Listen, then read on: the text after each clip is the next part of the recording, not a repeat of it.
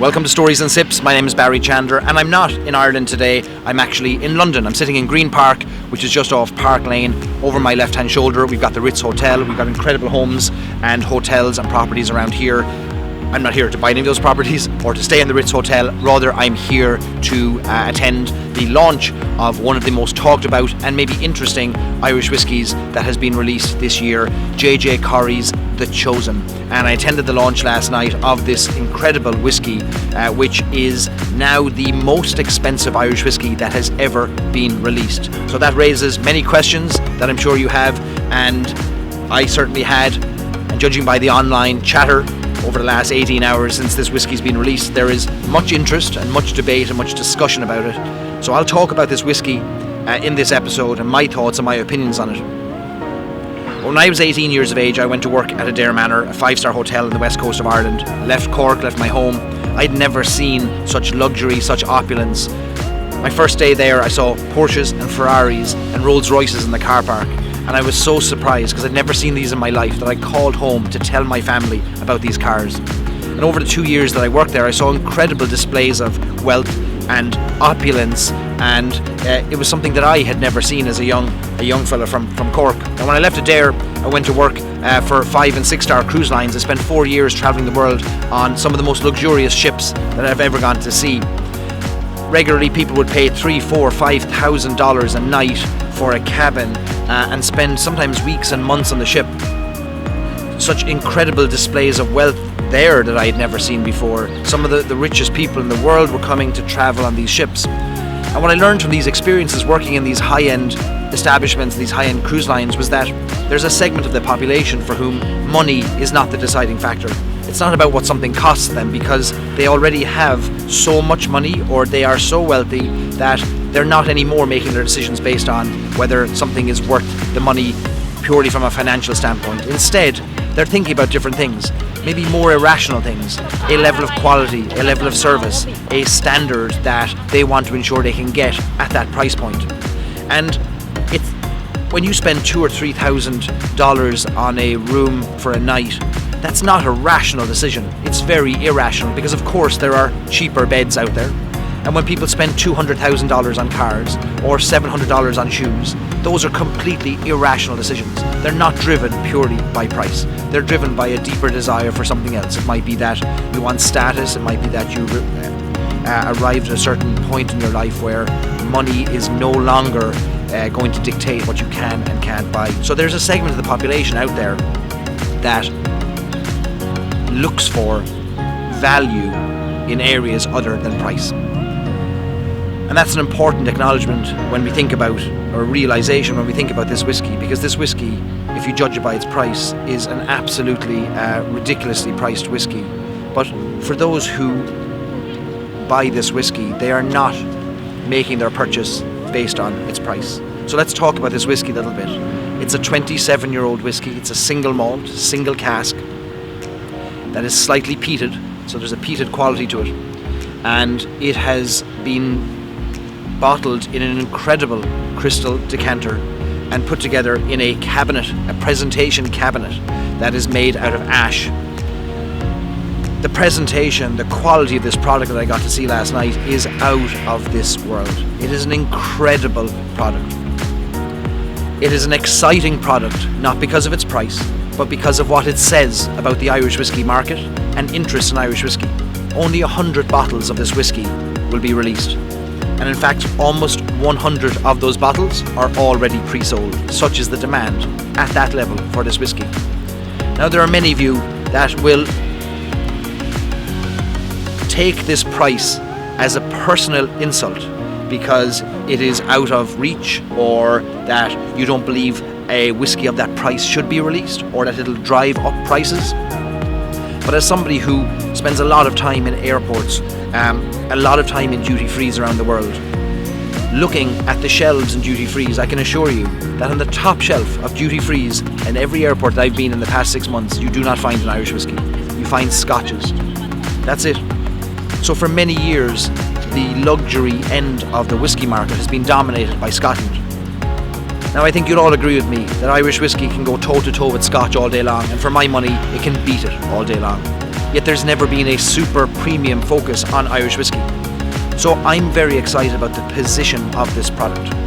Why? Because it indicates that there is a demand for Irish whiskey at this level, and there is an interest in purchasing at this level.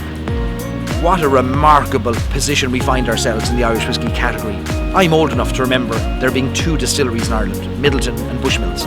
I'm old enough to remember that Irish whiskey meant 3 things, really. It meant Jameson, Powers, or Bushmills, maybe Paddy as well. That was it, that was the category.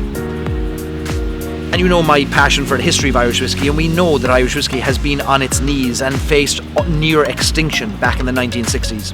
And to find ourselves in this place today, where we have a product that can go to the market and sell out before the launch at 6,500 euros a bottle, is an incredible achievement. Now, this will no doubt disappoint those who are collecting sets of JJ Corry. It'll disappoint those who want to have every whiskey that's ever released, and I understand your disappointment. But I look at it a different way. I celebrate this as a milestone in the growth and the development of the Irish whiskey category. I'm never going to be able to afford this whiskey. I'm never going to be able to afford $200,000 cars, and I'm never going to be wearing $10,000 suits. But I'm not going to complain about those that do. I look at it as rather an aspirational thing, that if I work hard enough, maybe if I win the lottery, maybe I will have those things. But I'm delighted to see the envelope has been pushed, that we now have a product that can sit alongside Macallan 50-year-old, Black Bowmore, can sit on the shelves of the Savoy, where it will be the Savoy Hotel, and will be served by the measure.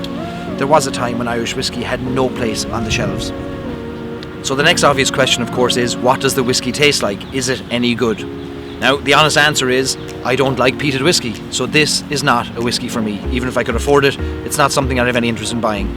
My wife, however, loves peated whiskey, so she's going to be the proud recipient of a sample of the Chosen. 6,500 euros, of course, is a lot of money.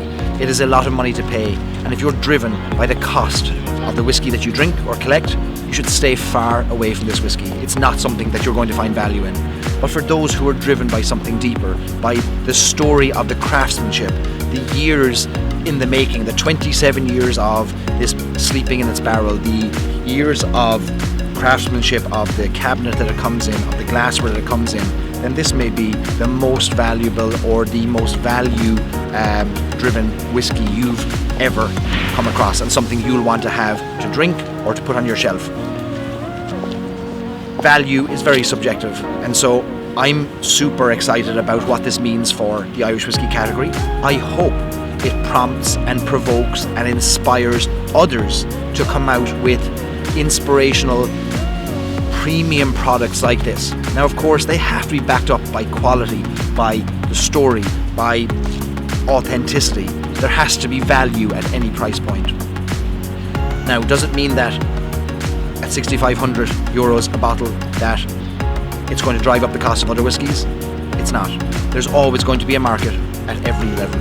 Jameson, of course, has gone around the world, taking over the world with its Irish whiskey, and it has opened the doors for others to come in. At every price point, there should be an Irish whiskey available. The Chosen makes sure that at this price point, there is an incredible whiskey in an incredible presentation cabinet with incredible design, incredible thought, and I'm really excited to see what this does for the category. And I know that over the next 12 months, we're going to see even more expensive Irish whiskies coming out, and that's a good thing, because Ireland should be flying its whiskey flag proudly around the world, so that people with pockets, however deep people's pockets are, they should be able to invest, afford, and sample the whiskey that they want. So I'll turn over now to Louise to explain a little bit more about the Chosen. Blaze will tell you one of the first email I ever sent to her was about the Chosen. Is that correct? Number three. Yeah. And that come to Claire, please. Yeah, and that was about 3 years ago. And 3 years ago, I knew I had a really special cask of whiskey. It was one of the first kind of casks that we had ever sourced. And we had spent about 3 or 4 days going around sourcing casks, and this is one of the first ones that we tasted. And on day 4, we were kind of rounding everything up in our head as to what we were going to buy and what we were going to keep. And this cask came back, and I remember talking about it on that day and saying, that's really special. We need to do something with that. And you know, I founded the business on the principle that we wanted to do something a bit disruptive in the Irish whiskey category. And so I looked around and I thought, okay, we're going to behave in a way that maybe other Irish whiskey brands haven't in the past, and we're going to create something incredibly special to put this whiskey into and to send it out into the world. Today, there's only 100 bottles of this in existence in the world. I think Eric will testify we're going to scrape the bottom of the barrel getting the 100 bottles out. It's at 52% ABV, it just comes out of the cask. And we tracked this whiskey very closely after that day that we sourced it, because like I said, I knew it was super special. And then we disgorged it when we felt it was at the absolute kind of pinnacle of its maturation. And everything that we do with JJ Corry is very focused on individual casks. You know, every cask that we own has a destiny. We know each one individually by personality because we're small enough right now, and they're all heading in a particular direction. We call this the chosen, specifically because we felt like it chose us, to be honest with you. That's kind of the feeling that we had around it. It's a superlative 27-year-old Irish single malt whiskey. And I think that's really important, the kind of effort that we put into this to put it out into the world like this. You know, the Irish whiskey category is in very, very significant growth.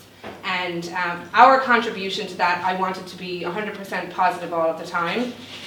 You won't see at the moment a lot of Irish whiskies with collaborative processes like this, but I think that you will in the future. But for us, it's a bit of a stake in the ground to say to the world that Irish whiskey is here, we're back, we can compete with anybody on the global stage, and we can do it to the absolute pinnacle of standard, both in terms of the quality of the liquid that we have and the way that we go out to the world with it, and the way that we represent the craftsmanship that comes out of Ireland. So thank you all. Please enjoy the drinks. There's plenty more in the back there, and thank you all so much for coming. Really, really appreciate it. It means a huge amount to us. We're still a tiny company. And thank you so much to the very, very hard work of Niamh and Blaze and Eric in the corner and the team. Big round of applause for those guys.